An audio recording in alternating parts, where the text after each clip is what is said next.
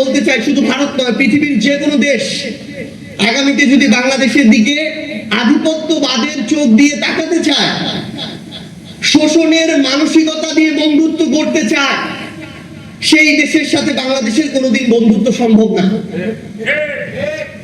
তারা যদি মনে করে যে বন্ধুত্ব করবে সরকারের সাথে, ক্ষমতার সাথে, আমরা স্পষ্ট করে একটা কথা বলতে চাই, জনগণ স্থায়ী, জনগণই রাষ্ট্র। বন্ধুত্ব করলে জনগণের সাথে করতে হবে, রাষ্ট্রের সাথে করতে হবে। আগামীর বাংলাদেশে পৃথিবীর যে কোনো দেশ যদি চিন্তা করে কোন সরকারকে ক্ষমতায় টিকিয়ে রেখে জনগণকে উপেক্ষা করে বাংলাদেশকে দাবেদারি রাষ্ট্র বানাবে, আমরা স্পষ্ট করে একটা কথা বলতে চাই, ওই সরকার আগামীর বাংলাদেশে কোনোদিন হতে পারবে না, ক্ষমতায় আসতে পারবে না, টিকতে পারবে না, যে সরকার জনগণের আকাঙ্ক্ষাকে উপেক্ষা করবে। এবং আমরা আমাদের জায়গা থেকে বাংলাদেশের প্রশাসনকে, সিভিল সার্ভিসে যারা আছেন, পুলিশে যারা আছেন, আর্মিতে যারা আছেন, আপনাদেরকে একটা আহ্বান জানাতে চাই। অভ্যুত্থান পরবর্তী বাংলাদেশের পুলিশের ঊর্ধ্বতন একজন কর্মকর্তা যখন নিজেকে একজন দলীয় প্রধানমন্ত্রী দেখে মেরুদণ্ডটা এতটা বাঁকা করে নিজেকে সঁপে দেয়, তখন এর চেয়ে লজ্জার আর কিছু হতে পারে না।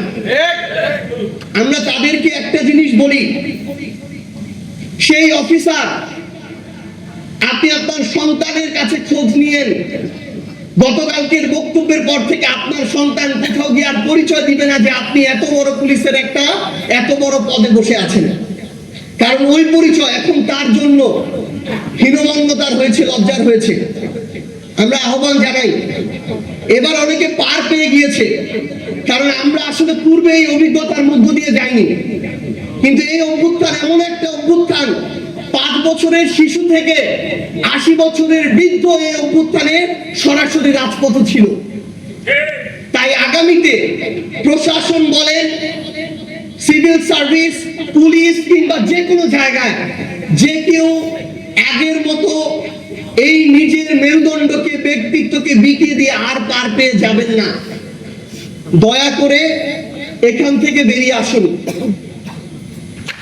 একটা জিনিস আহ্বান করব, এখানে আমাদের মেইনস্ট্রিম মিডিয়ার অনেক ভাইরা রয়েছেন, ইভেন সোশ্যাল মিডিয়ায় গুরুত্বপূর্ণ ভূমিকা পালন করেন এমন অনেকে আছেন।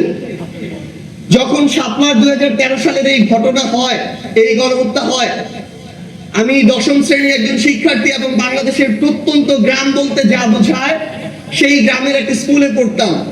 আমার স্কুল থেকে ভারতের সীমান্ত 1 কিলোমিটার। আমি ওই রকম একটা প্রত্যন্ত গ্রামে বড় হয়েছি। এই 24-এর অভ্যুত্থানের ঘটনা বাংলাদেশের প্রত্যেকটা গ্রামে পৌঁছে গিয়েছে, কারণ এই অভ্যুত্থানে সক্রিয়ভাবে অংশগ্রহণ ওই উপজেলা, ইউনিয়ন পর্যায় পর্যন্ত হয়েছিল।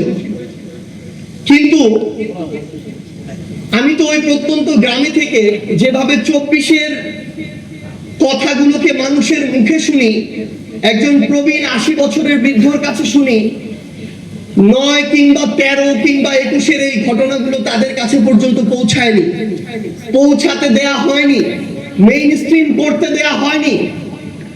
আমি আপনাদেরকে আহ্বান করব, এত বড় একটি গণহত্যা, এটা যেন এখন আপনাদের মধ্য দিয়ে বাংলাদেশের মানুষের কাছে পৌঁছায়। এবং শেখ হাসিনা তার সময়ে এখনো যারা তার চাটুকারিতা করে, বিবেকবোধ বিবর্জিত ওই তথাকথিত মেরুদণ্ড সম্পন্ন প্রাণীগুলো, তাদের পর্যন্ত এই বার্তাগুলো পৌঁছে দিতে হবে, এই বিভীষিকাগুলোকে পৌঁছে দিতে হবে। তাহলেই আমরা ওই যে বলছি যে আওয়ামী লীগ ফিরে আসতে পারে, যদি আপনি এগুলো তুলে ধরতে পারেন, পৌঁছে দিতে পারেন। আমি বলছি যে আওয়ামী লীগ বাংলাদেশে ফিরে আসতে পারবে না, এটা সম্ভব না। কারণ এখন অনেক মতভেদ থাকতে পারে, বিভাজন থাকতে পারে, কিন্তু যখন আবার ওই খুনি নির্দেশদাতা মুখটা সামনে আসে, আবার মানুষের ভিতরে একটা ক্ষোভ আসে, আক্রোশ আসে, এটা মুছে ফেলা, নিভে ফেলা এত সহজে সম্ভব না। তো পরিশেষে আপনাদের সবাইকে, ন্যাশনাল ওলামা অ্যালায়েন্স থেকে শুরু করে আজকে এই দীর্ঘ সময় যারা শুনেছেন, ছিলেন, আয়োজন করেছেন, সম্মানিত অতিথি এসেছেন, কথা বলেছেন, আপনাদের সবাইকে জাতীয় নাগরিক পার্টি এনসিপির পক্ষ থেকে কৃতজ্ঞতা জানিয়ে আজকের আমাদের এই প্রোগ্রামের এখানে সমাপ্ত ঘোষণা করছি। সবাই ভালো থাকবেন, সত্যের সাথে থাকবেন, ন্যায়ের সাথে থাকবেন। ইনকিলাব জিন্দাবাদ, জাতীয় নাগরিক পার্টি এনসিপি জিন্দাবাদ। ধন্যবাদ জনাব সারজিদ আলম ভাইকে। আমরা অসংখ্য ধন্যবাদ জানাই যারা মিডিয়া ভাইরা আছেন, দীর্ঘ সময় ধরে আমাদের সঙ্গে যুক্ত ছিলেন, এবং আমাদের বিভিন্ন অতিথিবৃন্দ যারা উপস্থিত হয়েছেন সকলকে আন্তরিক অভিনন্দন এবং ধন্যবাদ জানাই, যারা আমাদের সঙ্গে দীর্ঘ সময় ছিলেন, অপেক্ষা করেছেন, বক্তব্য শুনেছেন। তো আমরা আমাদের মূল কার্যক্রম এবং মূল আলোচনা সভা এখানেই সমাপ্ত ঘোষণা করলাম। আমাদের ন্যাশনাল উলামা আলায়েন্সের যারা আমাদের সঙ্গে আজকে দীর্ঘ সময় কষ্ট করে এই প্রোগ্রামকে সফল করেছেন তাদেরকে ধন্যবাদ জানাই, বিশেষ করে তামিম আজহার এবং মুয়াবিয়া ভাই, তারপর আপনার ন্যাশনাল উলামা আলায়েন্সের সবাই।